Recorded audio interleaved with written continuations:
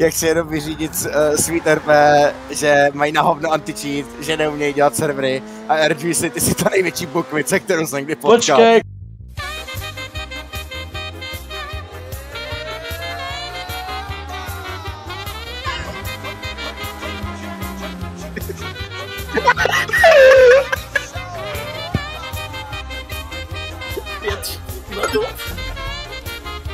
Anti-cheat na topo, anti-cheat na topo. Hej, tam někdo je, tam někdo je, tam někdo je.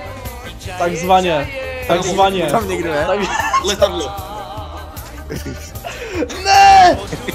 Auto a lampáry, kamo,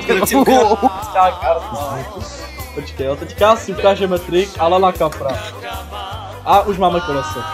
Jo, takže pohodpis. Kdyby se někdo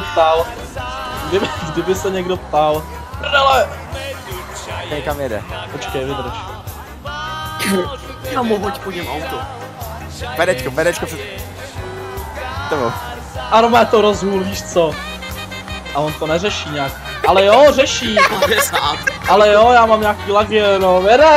Jedem. Já mám lagy, je to nejde. 50. Já mám lagy, pomoc. 50. Já mám lagy. Mě to crashlo asi. Kámo. Jo, ne. A teď... Nazdar. Ne, to jsem nechtěl. Brda tygry. Kámo, ven do autu.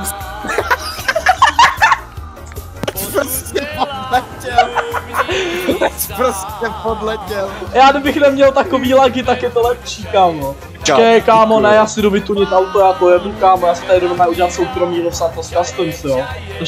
Takže poprosím, že jo, opravu, klasicky. Los Santos Kupko. No. A jo, jdeme si to vytunit prostě.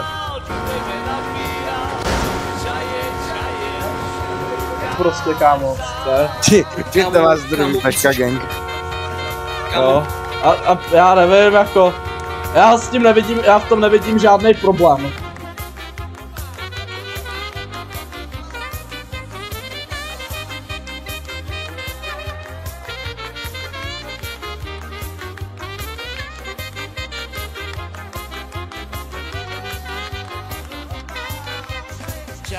Jaye šukár sám, potudnela lubní sám. Wow.